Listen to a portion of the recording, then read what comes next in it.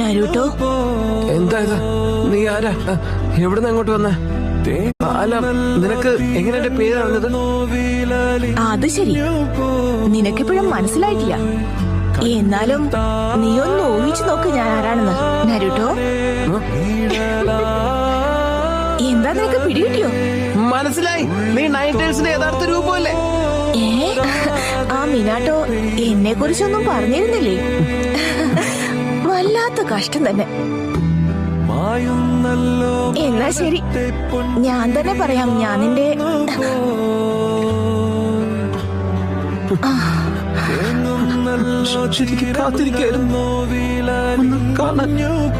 നീ ഇത്ര നേരം എന്താ പറഞ്ഞേ?